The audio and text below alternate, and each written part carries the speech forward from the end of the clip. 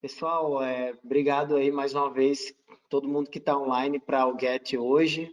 Hoje vai ser, por forças de vírus, vai ser o primeiro Get online. Vai ser a primeira experiência que a gente vai fazer 100% online. Óbvio que todo mundo já acompanhava via internet, alguns presenciais, mas agora vai ser 100% online. E justamente sendo o Covid a causa desse encontro online. O tema vai ser Covid.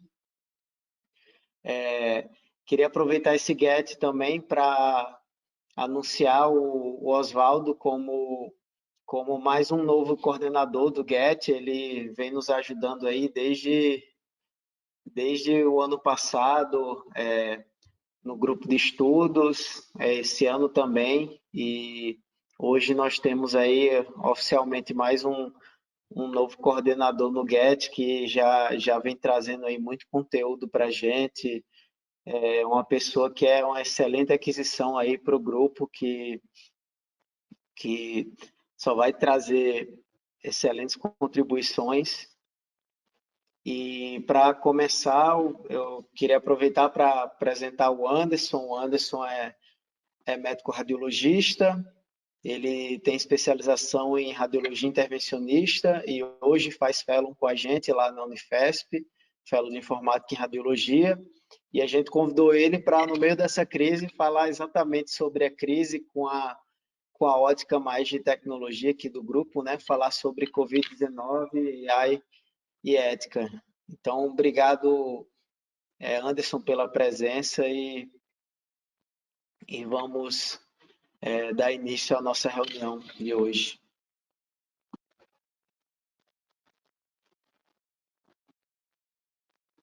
Alô, boa noite, todo mundo está ouvindo? Ouvindo. Ok, então, primeiro eu gostaria de agradecer ao Oswaldo, que fez o convite aqui para fazer essa apresentação hoje no Get.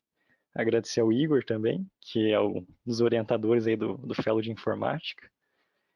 E nessa crise, como o Igor falou, não tinha um assunto mais atual para colocar em apresentação aqui, senão o coronavírus. Então, vou fazer uma breve apresentação sobre o coronavírus, sobre inteligência artificial na situação atual e algumas questões éticas relacionadas aí à tecnologia e à inteligência artificial. Vamos ver, não sei se todos são médicos que estão escutando ou se todos que são médicos são radiologistas, mas eu tentei colocar vários assuntos e pode ser que tenha interesse aí de todo mundo. Então vamos lá.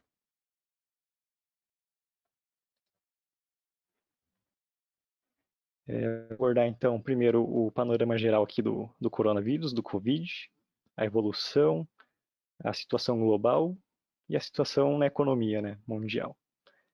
Depois falar um pouquinho sobre os dados e inteligência artificial, basicamente a coleta de dados, alguns algoritmos que têm sido usados e os desafios da tecnologia. E com relação à ética, falar um pouquinho de privacidade, dos datasets e infodemics. Bom, vou começar então falando sobre o Covid, não tem como não falar, né? Mas então vamos lá. Deixa eu colocar aqui um laser pointer. Então, Covid é um vírus, né? É identificado como SARS-CoV-2, da família Coronaviridae. É um vírus RNA, é um retrovírus de fita simples, e ele foi descoberto, né, na cidade ali de Wuhan, na China, em dezembro de 2019. Na verdade, o outbreak, né, que foi o momento que a doença se espalhou, foi em dezembro. Mas já existem relatos ali que em outubro e novembro de alguns casos que poderiam ser do coronavírus, né?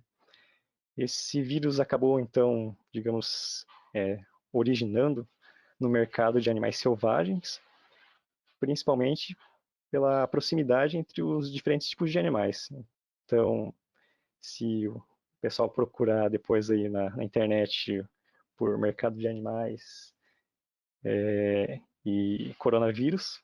Vai achar uns vídeos bem preocupantes ali, né, relacionados ao mercado da China, em que, na verdade, a causa ali provavelmente é o próprio, digamos assim, a restrição de vários tipos de animais no mesmo local.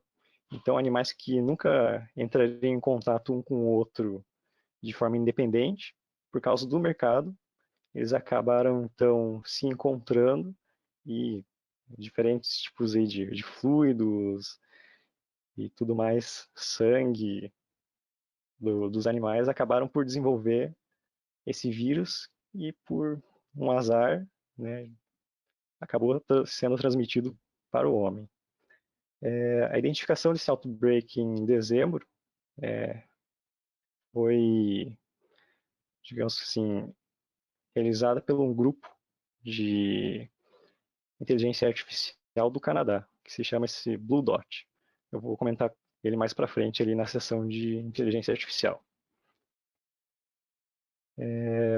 Bom, a origem do Covid, apesar de ser ali no mercado, ninguém sabe realmente ao certo, mas o que todo mundo sabe é que, por ser um vírus semelhante aos outros Covids, né, principalmente o SARS-CoV-1, que seria o seu antecessor ali, de onde ele se originou, como todo o vírus ali, causador de gripe, no caso, ele é transmitido por contato direto e gotículas, né?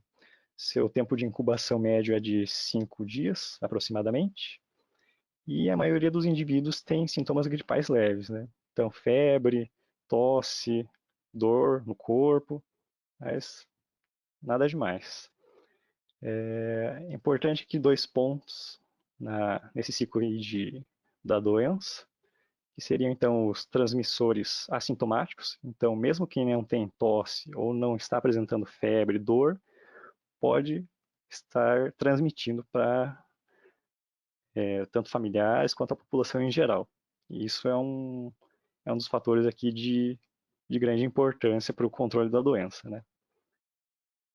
E falar também que a maioria não tem sintomas graves, mas a minoria que tem, aqueles que têm, podem evoluir para a síndrome aguda respiratória, e que é uma das causas aí de aumento da mortalidade por causa do Covid, né, esse desenvolvimento da síndrome grave.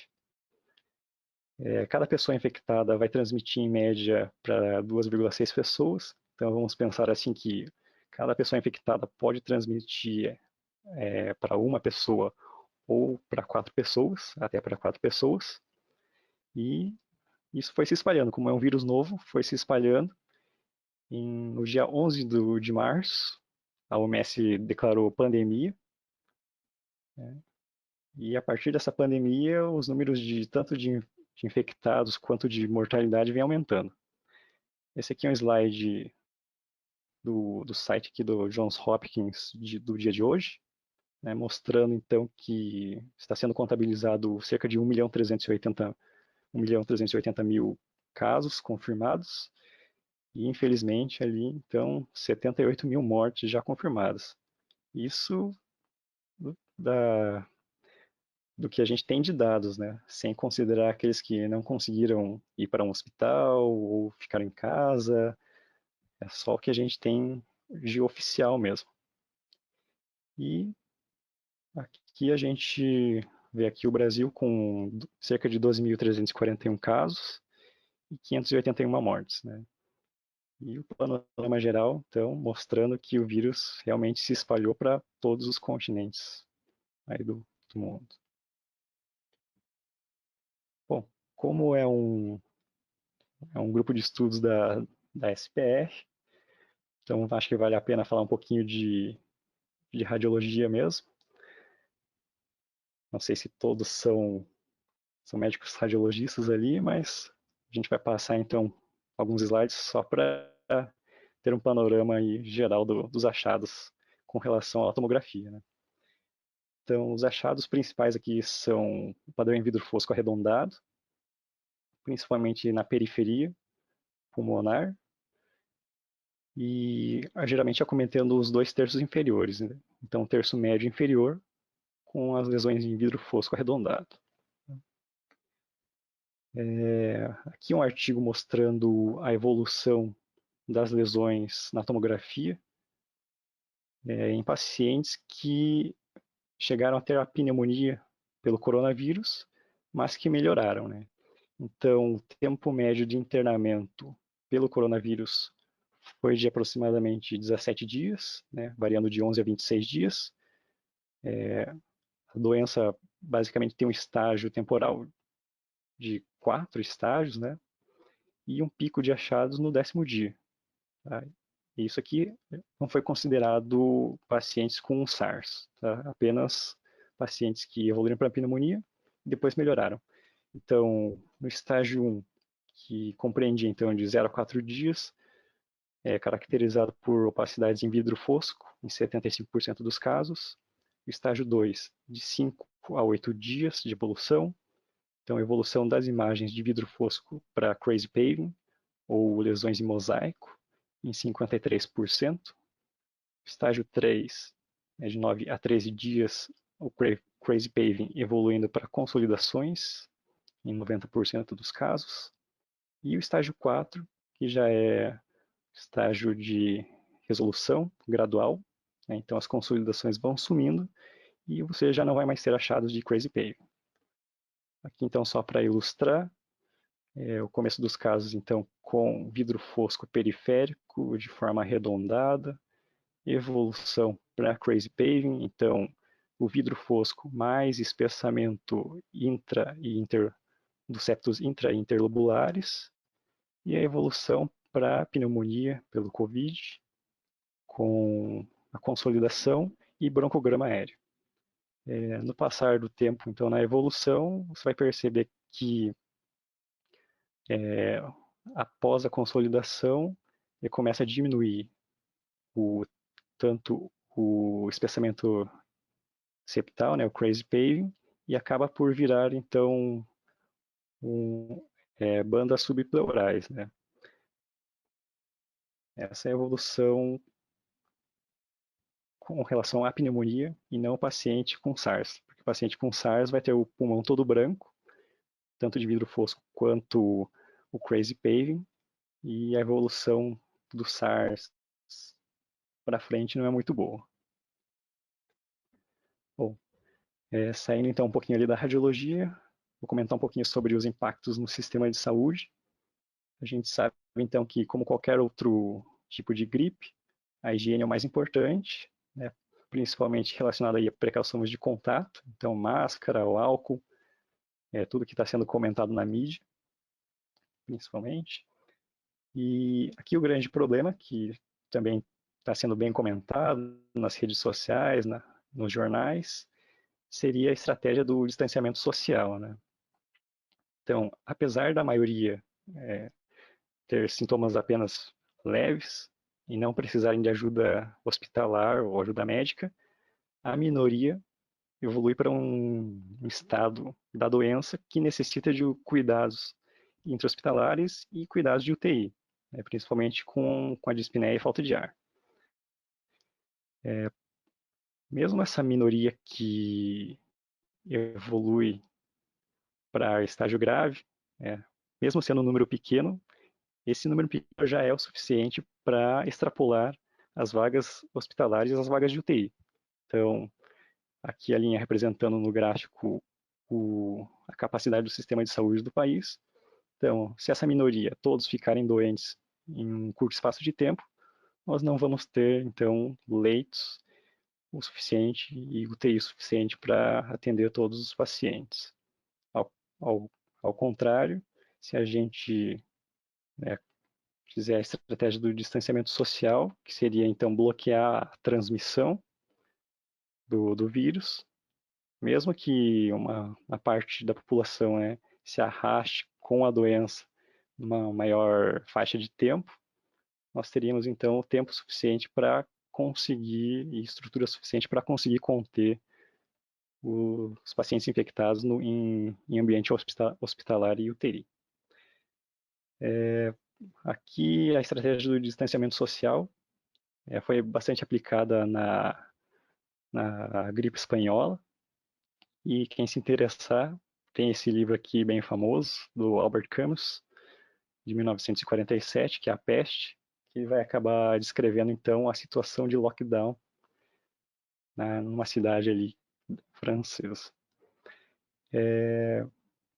O livro aqui ele vai acabar falando mais do estado emocional, digamos assim, das pessoas após o lockdown, e não muito a questão de bloqueio de transmissão. Mas é um livro bem interessante para quem quiser. Então, passando agora para o impacto na economia e sociedade. Então, com a questão do distanciamento social,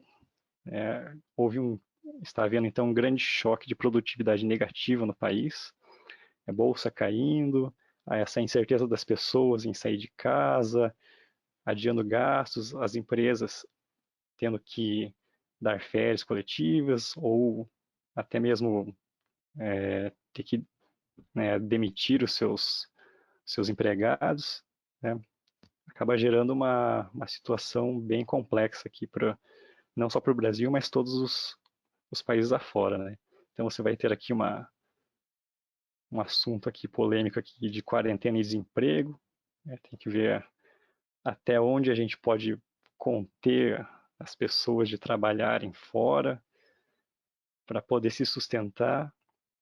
A gente sabe que fazer o lockdown, manter as pessoas em casa, melhora a curva da doença, porém, né, o desemprego, principalmente para aqueles que não têm, né, uma reserva que seja suficiente para manter a sua família, acaba por gerar vários problemas sociais, né, principalmente de violência e abastecimento tanto na alimentação quanto nos outros serviços, né. E aí, nesse contexto todo que a gente viu, tem aqui a questão da tecnologia, que é o foco da nossa reunião, né? Então, vamos lá. Com relação à tecnologia, eu acabei por focar um pouquinho mais na inteligência artificial, já que é um assunto que é atual, né? A gente continua desenvolvendo projetos, então achei mais interessante falar dessa questão específica. Bom, no cenário de pandemia, então, os dados são uma ferramenta importante, tanto para entender a doença, quanto seus impactos nos diferentes setores, e também é uma forma de tentar prever, né, o que está por vir. Existe aqui várias matérias, mas eu acabei pegando isso aqui da Forbes, falando então que os dados são o novo óleo, né, são o novo petróleo. Então, que as informações têm um valor muito importante nos dias de hoje. Seguindo nessa linha, aqui tem uma matéria aqui do The Lancet Digital, do dia 20 de fevereiro desse ano. Então, falando da relação entre o Covid e a inteligência artificial, né? Como a inteligência artificial pode proteger os trabalhadores da saúde e tentar achatar a curva para tentar conter a doença, né? Nos primeiros slides eu cheguei a comentar ali então sobre a Blue Dot, que é uma empresa canadense. Ela acabou então fazendo, digamos assim, o rastreio de um novo vírus em dezembro de 2019, que no caso foi o Covid, né? Eles acabaram fazendo isso através de algoritmos, tanto de descrições de postagens em redes sociais, quanto em notícias da região, né? Se alguém quiser procurar depois, eles têm um site explicando como que eles fazem o serviço de identificação de doenças infecciosas, vários tipos. Fora a Blue Dot, ainda tem essa Benevolent AI e o Imperial College of London. Eles estavam usando a inteligência artificial para tentar buscar alguma droga que fosse compatível para conter o coronavírus. Nessa mesma linha, essa In Silico Medicine acabou usando a inteligência artificial para filtrar algumas moléculas de controle de replicação do HIV, para ver se elas têm uma compatibilidade maior com o COVID. Fora isso, a gente tem a Intervision, que é uma empresa que criou um algoritmo para leitura de tomos de tórax. Aqui eles falam em 10 segundos, mas que seria para então identificar os casos de COVID positivo. Né? Como é digamos assim, uma doença que ninguém nunca viu, não temos dados suficientes, não estamos conseguindo conter ela de uma forma efetiva, então está sendo gerado muito dado, mas a pergunta aqui que a matéria diz é quais os dados, né, que a gente deve avaliar para que a gente consiga uma resposta adequada, né? Aí aqui é um artigo então sobre o, o Deep Learning sendo utilizado para buscar novas drogas. Então, tudo que a gente sabe sobre identificação de algoritmos, tanto de imagens quanto de padrões de moléculas, foi utilizado nesse estudo aqui.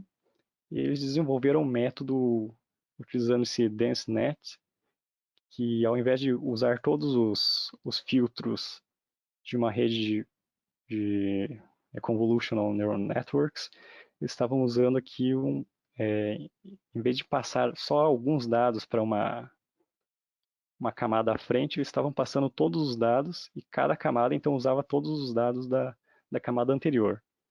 E dividiram esse processo em dois para poder então, na base de dados de moléculas de drogas, computar alguns tipos específicos de drogas que fossem capazes de bloquear a proteína aqui do coronavírus. Esse é um dos exemplos de como que a inteligência artificial tem buscado o controle do coronavírus. Na mesma linha ali da busca por novas drogas, aqui é só fazer uma referência a um artigo desse ano também, que coloca aqui, digamos assim, em perspectiva a transformação do desenho de moléculas das drogas para uma forma de texto. Não é uma coisa nova, mas nessa forma de texto você acaba conseguindo fazer uma computação mais rápida e chegar a resultados mais rápidos, principalmente nesse tempo que a gente está passando.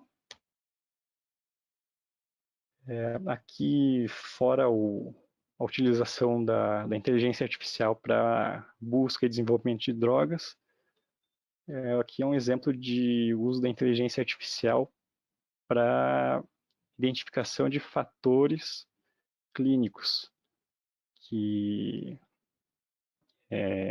poderiam prever o desfecho dos pacientes críticos com Covid. Então, dentre 300 fatores, os algoritmos que eles fizeram acabaram encontrando 3 fatores mais importantes nos dados dos prontuários dos pacientes, que foram aqui o LDH, né, o PCR e a quantidade de linfócitos. E a partir disso, eles acabaram vendo qual era a sensibilidade e especificidade de um paciente crítico com alteração, né, nesses fatores do seu desfecho, né? Se esse paciente crítico ia evoluir bem ou se ele ia evoluir mal. Isso também é uma das aplicações da inteligência artificial. Aqui, igual eu tinha comentado ali do artigo do Lancet, do o programa de algoritmo para identificação de imagens de corona. é um sistema chinês, e além disso vários outros, né? A gente tem o RoboVision, o Quibbin, e esses dois estão fazendo parceria agora com o RSNA para que num banco de dados comum eles consigam desenvolver algoritmos que identifiquem as imagens específicas do coronavírus, que é igual que eu expliquei ali nos artigos anteriores, para ver se a gente consegue detectar eles em grande escala, né? Como mostra aqui o diagrama, né? Às vezes a quantidade aqui de pacientes e de exames numa pandemia é muito maior do que o que um radiologista consegue processar sem a ajuda da inteligência artificial. Aqui é um artigo bem recente, então falando da sensibilidade e especificidade de algoritmos baseados no ResNet para a identificação da, do coronavírus. Na verdade, ele faz a diferenciação entre coronavírus e uma pneumonia por vírus adquiridos na comunidade que não seja o corona. Né? Então, baseado no ResNet, eles fizeram um treinamento do algoritmo e chegaram a uma sensibilidade e especificidade de 90% a 96% com relação ao Covid, e isso separando o Covid da pneumonia comunitária, que conseguiu aí uma sensibilidade e especificidade de 87% e 92%. Então, aqui era só para mostrar como que a inteligência artificial tem auxiliado tanto na identificação por imagem, através da tomografia, quanto ao processamento de novas drogas e tentando prever o desfecho dos pacientes baseado nos seus dados clínicos. Né? A gente sabe que são muitos pacientes, são muitos dados, e às vezes é impossível para uma pessoa conseguir processar todos eles. Então, acaba que a inteligência artificial consegue padronizar esses dados e consegue calcular muito mais rápido, para que a gente possa, a partir desses dados, chegar a alguma conclusão para que possa ajudar tanto na situação agora, como em outras doenças que acometem a população. Aqui é um site chinês, é um dos exemplos que estão aí, que estão que podem ser testados na internet. Então, se alguém quiser acessar depois também, é só fazer um upload da imagem e ele consegue dizer com porcentagem a probabilidade de ser Covid ou não. Tivemos aí, então, semana passada, a notícia do Senado, tanto o Ministério da Saúde quanto o CFM, e depois a aprovação pelo Senado, então, do uso da telemedicina durante a pandemia, que também seria um dos braços relacionados à tecnologia. Não somente a inteligência artificial, mas a tecnologia como no geral. Aqui é uma matéria aqui do Fortune Business, de 2018, mas foi publicado, acho que ano passado ou esse ano, mostrando então aqui o mercado que a telemedicina poderia abranger. Né? Atualmente, o mercado gera ali cerca de 34 milhões de dólares, e a previsão é de que isso chegue a 185 milhões de dólares nos próximos 10 anos. Até 5 anos, 6 anos. Bom, além da telemedicina, outra coisa que tem chamado muita atenção, tanto na questão ali do outbreak pela Blue Dot, quanto em outras doenças, seria como obter os dados geográficos, digamos assim, de alguma doença ou de algum fator que possa prever a questão do espalhamento da doença. Né? Então aqui trouxe 2 artigos falando de como a tecnologia e a inteligência artificial poderiam prever através do web scraping e o data mining de mensagens postadas nas redes sociais, cruzando os dados com as informações de centros como o CDC, né?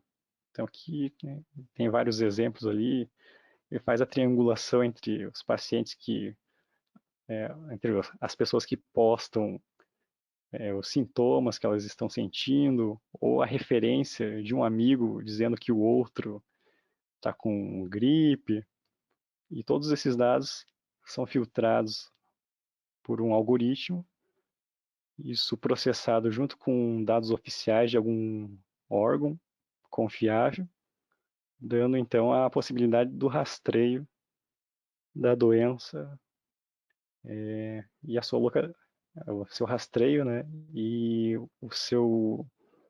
sua velocidade de acometimento da vizinhança.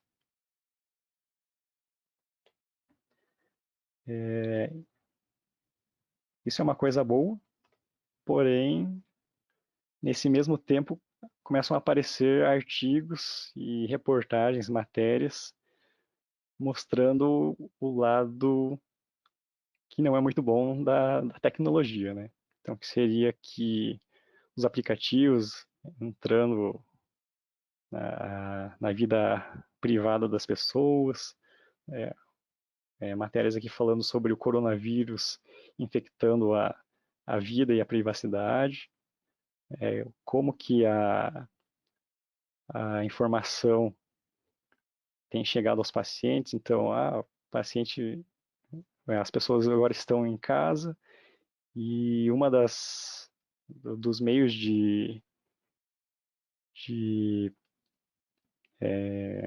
notícia que elas recebem seria por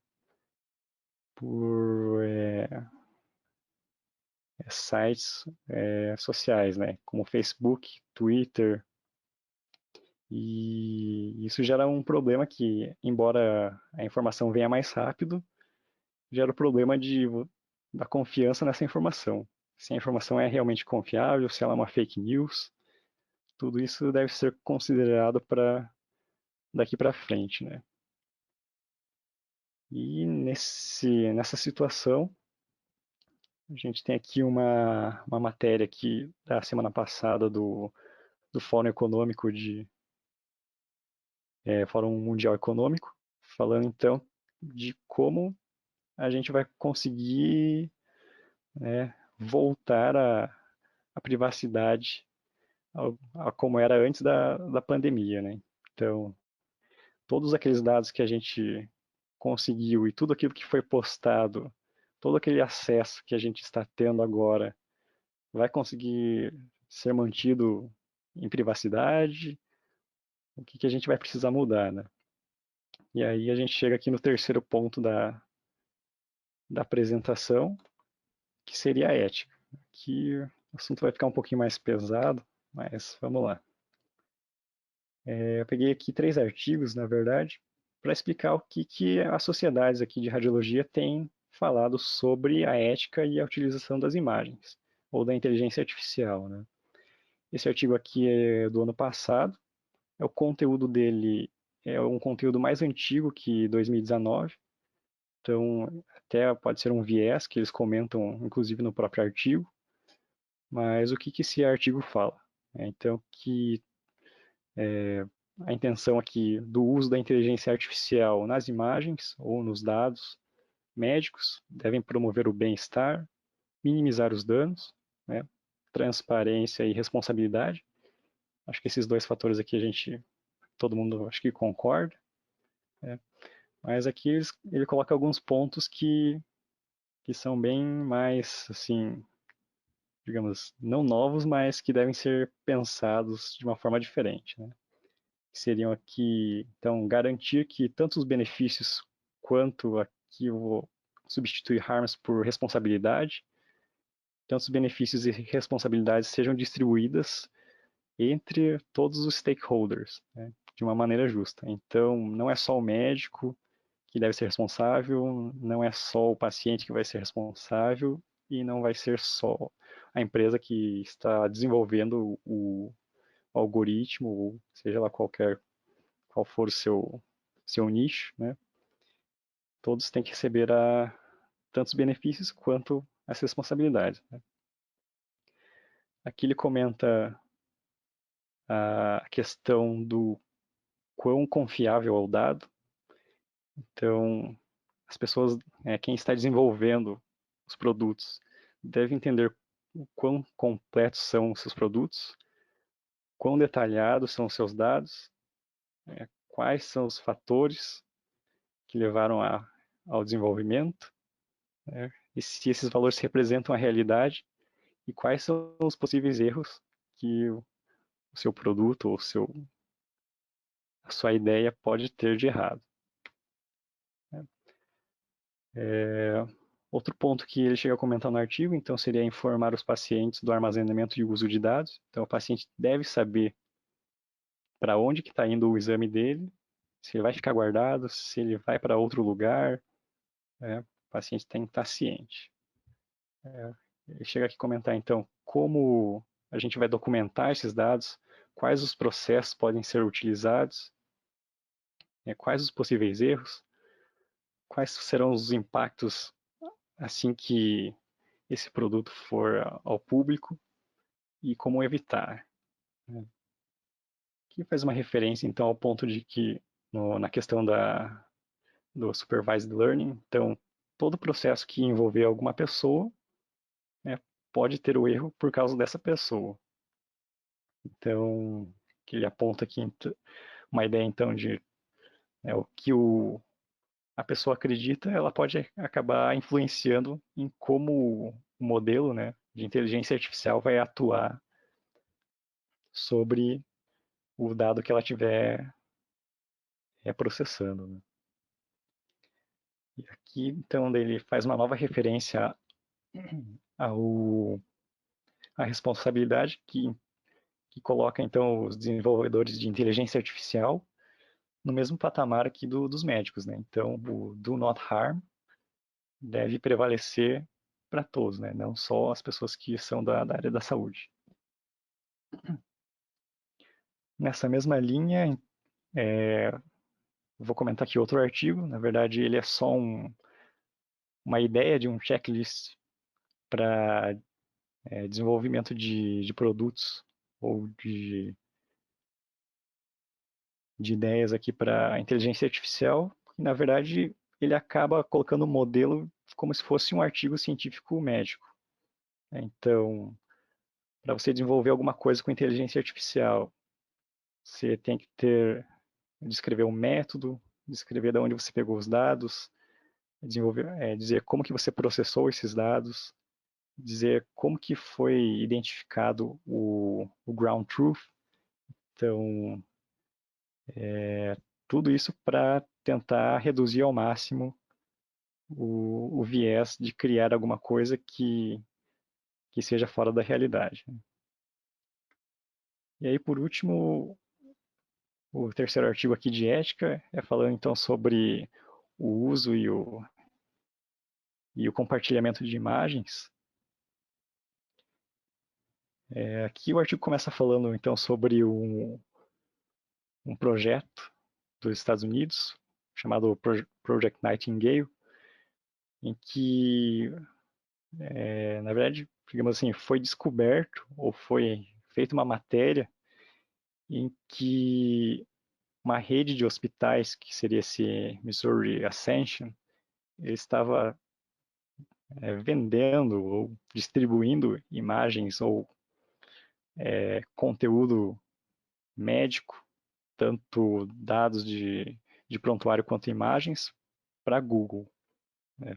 Isso foi um artigo da Times que gerou bastante polêmica, né? E não só Google, né? A Amazon, a Apple e a Microsoft também tem boatos, né?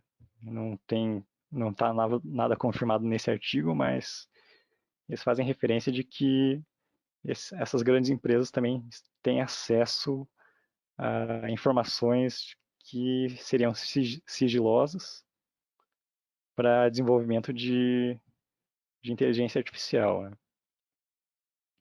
Aí o que esse artigo traz de discussão? Então, quem deve controlar e ganhar sobre o uso secundário dos dados? Se é o paciente, se é o provedor, né? Se esse uso de dados ele pode ser usado para pesquisa, se o uso para pesquisa é diferente da prática, né? Então você poderia usar para fins de pesquisa, mas você não pode vender para quem quiser usar. E qual é o valor desses dados, né? Aqui tem umas definições do artigo que são bem interessantes, né? O valor imediato, então, que seria o valor primário, né? É aquele valor, é o valor do exame que o paciente utilizou para o seu próprio benefício, que é, então, o paciente está com algum problema de saúde, vai, faz o exame, ele usa esse exame para se tratar e acabou. Essa foi a função primária do exame que ele acabou realizando, né? E o valor secundário seria qualquer uso fora dessa situação. Aí entra a questão da anonimização, né? Uma vez que o exame, após o valor imediato, né? Após ele já ser usado para o próprio paciente, se ele for anonimizado, o que acontece com ele? O que o artigo fala é que uma vez esse exame ou esse dado anonimizado, ele vira um bem público. E aí vem outra questão bem polêmica aqui. Esse bem público pode ser monetizado? Se ele já é de todo mundo, alguém pode cobrar por ele? É. E aqui daí uma definição de monetização pelo artigo. Então, se você considerar que é antiético vender a informação pública, né, o que você pode considerar então o tratamento e a obtenção do dado? Já que você não precisa, digamos, de todo o dado, você só precisa de uma parte dele. E para você retirar essa parte, você faria isso de graça? É isso que o artigo também chega a comentar, né? O paciente tem o direito a esse valor monetizado de um exame? Aí aqui, na verdade, provavelmente o artigo tende a falar que não, já que uma vez passado o seu valor imediato, ele virando um bem público, anonimizado, ele é de todo mundo, então até o próprio paciente não vai ter mais direito sobre ele, né? Outro fator importante aqui do artigo seria a exclusividade do comprador. Então, o artigo fala que, no final das contas, como é um bem público, ninguém é dono desse dado, nem os pacientes.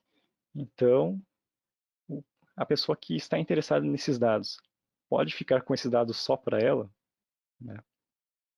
Então, na verdade, o que o artigo fala é que essa venda seria antiética se você vender para apenas um comprador, digamos assim. Não que essas palavras sejam boas para serem usadas, mas se, por exemplo, outra companhia ou empresa quiser ter acesso a essas informações, teoricamente, aquela companhia que obteve esses dados não tem direito exclusivo sobre elas, né? E assim poderiam o bem comum continuaria sendo o bem comum, né? E outro ponto aqui que defende a não exclusividade dos dados é que os dados não sendo exclusivos para uma pessoa ou uma organização que vai utilizá-los, aumenta o valor das pesquisas e produtos desenvolvidos, que é basicamente o que o Kaggle faz, né? Ele coloca um dataset público para todos usarem, e assim não vai ter ninguém digamos assim, reclamando que não conseguiu usar todos os dados que poderiam ser usados. Então, isso aumenta o valor da informação e o valor da pesquisa, né? Aí aqui, só fazendo um parênteses na anonimização. Então, tem os artigos falando que esse processo de desidentificação não é 100% confiável. Esse aqui tem uma matéria aqui desse ano com a Dr. Krupinski, que é psicóloga, dizendo que, por enquanto, anonimizado não tem como voltar atrás.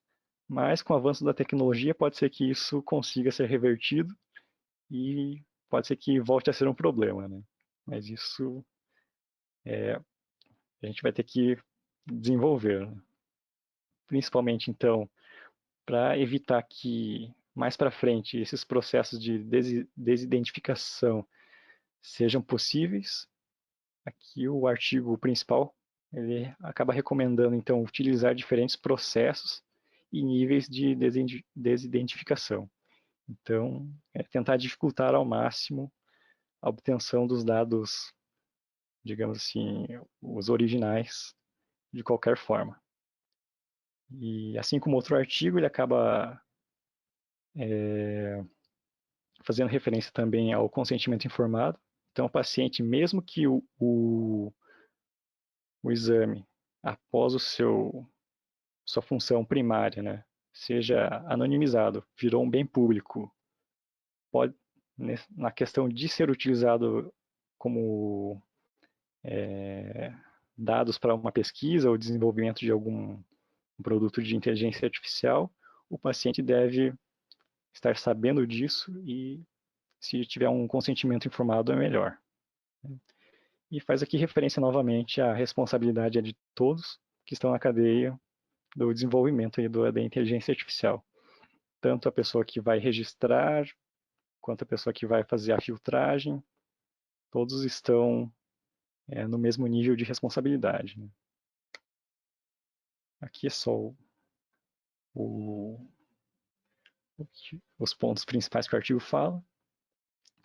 E, para acabar, então, em resumo, então, a informação, após seu papel principal, que é a saúde do paciente, vai se tornar um bem público. Monetizar bem público é antiético, mas se for apenas para fins exclusivamente econômicos, já que qualquer coisa que possa ser utilizada no bem comum é justificável. Para a utilização de dados de saúde pode haver um benefício, deve haver um benefício à população, não podendo restringir a um grupo exclusivo, então esse dado deve ser aberto a todos, as informações devem ser anonimizadas e o paciente deve ser informado desse uso secundário dos dados gerados pelo seu exame. E ali no final das contas, então, a questão da monetização de dados e exames, ela seria antiética, mas o serviço de processamento desses dados não. Então, isso também é discutível, mas é a posição do artigo, né? E um bem público é responsabilidade de todos. Acho que é isso. Talvez tenha ficado bem longo, eu tinha bastante coisa para abordar. Acabei não fazendo uma apresentação específica para cada público, porque, como eu falei, não sei se todos são médicos e se todos são radiologistas, mas espero que tenham conseguido entender alguma coisa aqui dos artigos que eu pesquisei.